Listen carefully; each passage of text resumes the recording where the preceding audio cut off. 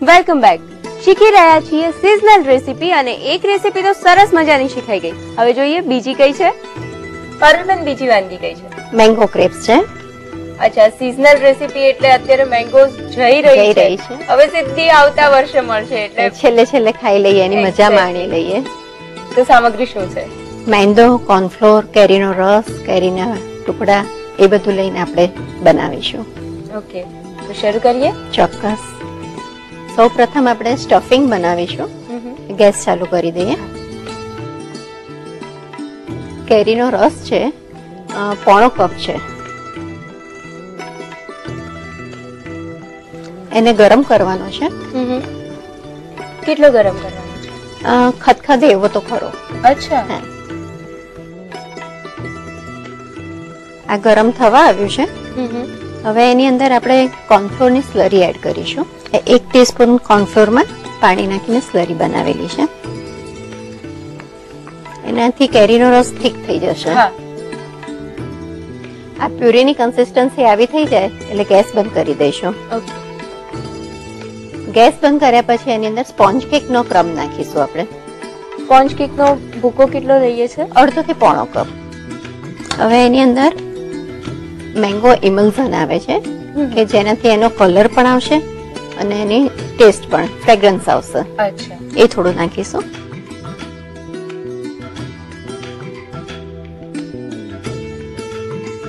આની અંદર 1/2 ટીસ્પૂન જેટલો લીંબુનો રસ એડ કરીશું.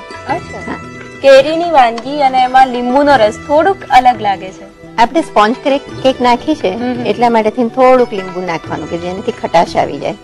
એને આપણે એક બોલમાં શિફ્ટ કરી દઈશું. સ્ટફિંગ માટેની જે કન્સિસ્ટન્સી જોઈએ એવી આવી ગઈ છે. આને હવે ઠંડુ કરીશું. આ ઠંડુ થઈ ગયું છે. એમાં હવે 1/2 કપ વ્હીપ ક્રીમ એડ કરીશું.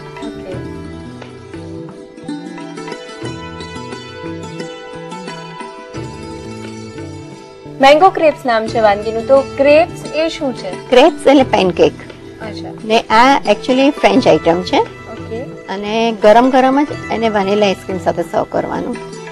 આ મિક્સ થઈ ગયું છે એટલે સ્ટફિંગ રેડી થઈ ગયું છે. હવે આપણે પેનકેક નું બેટર બનાવીશું. એના માટે મેંદો લઈશું.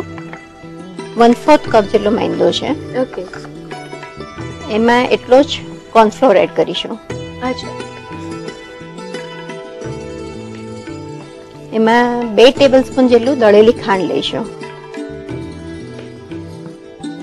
વનીલા એસેન્સ એડ કરીશું. 1 ટીસ્પૂન જેટલું.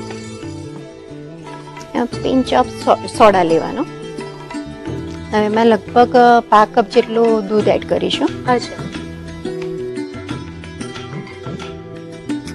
થોડુંક પાણી નાખીશું.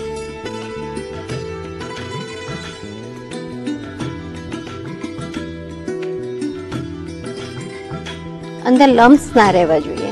બરાબર, એકદમ એકરસ કરી દેવાના.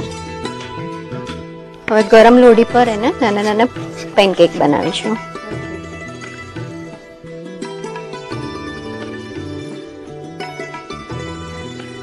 ને ઘી મૂકી એને શેકી લઈશું. એમાં આવી રીતે જાળી પડશે સરસ.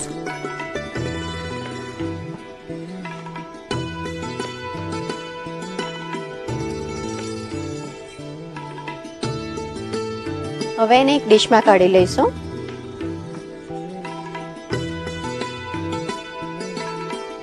લીપી પેનકેક રેડી થઈ ગઈ છે. હવે એમાં આપણે સ્ટફિંગ કરીશું. આ જે સ્ટફિંગ છે એને એપ્લાય કરી દઈશું અંદર. કેટલું લેયર બનાવીએ છીએ એનું? પતલું, બહુ જાડું નહીં કરવાનું. આપણે સ્ટફિંગ સ્પ્રેડ કરી દીધું છે. હવે એના પર આલ્ફાન્સો કેરીના ઝીણા ટુકડા પાથરીશું. લગભગ આમાં 1/2 કેરીના પીસ જશે 3 પેનકેકમાં.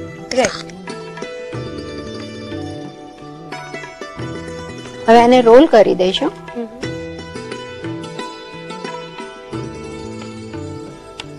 અને આ રીતે બેકિંગ ડીશમાં મૂકી દેવાના.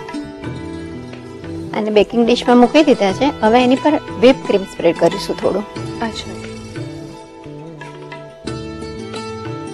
જેમ આપણે બટર લગાવતા હોઈએ એ પ્રમાણે વ્હીપ ક્રીમ લગાવી અચ્છા, એટલે વ્હીપ ક્રીમ સ્પ્રેડ કર્યા પછી એને બેક કરીએ છીએ. ઓકે, એટલે બટરની જેમ જ કામ કરશે. હા, થોડી પેનકેક સોફ્ટ થઈ જશે. રાઈટ. લગભગ 50 ગ્રામ જેટલું વ્હીપ ક્રીમ આમાં જશે. હવે એના પર આ સ્લાઈસ કરેલી બદામ છે એને આપણે પાથરી દઈશું. ઓવનમાં બેક કરવા મૂકીશું.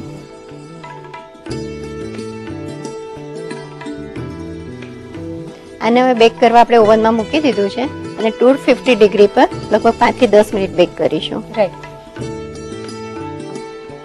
આ બેક થઈ ગયું છે, એને હવે કાઢી લઈશું. હવે એને આપણે સર્વિંગ ડીશમાં સર્વ કરીશું.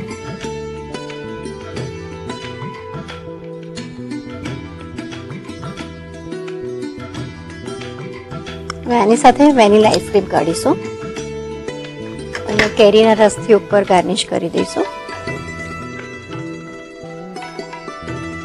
મેંગો ક્રેપ્સ ખાવા માટે રેડી છે.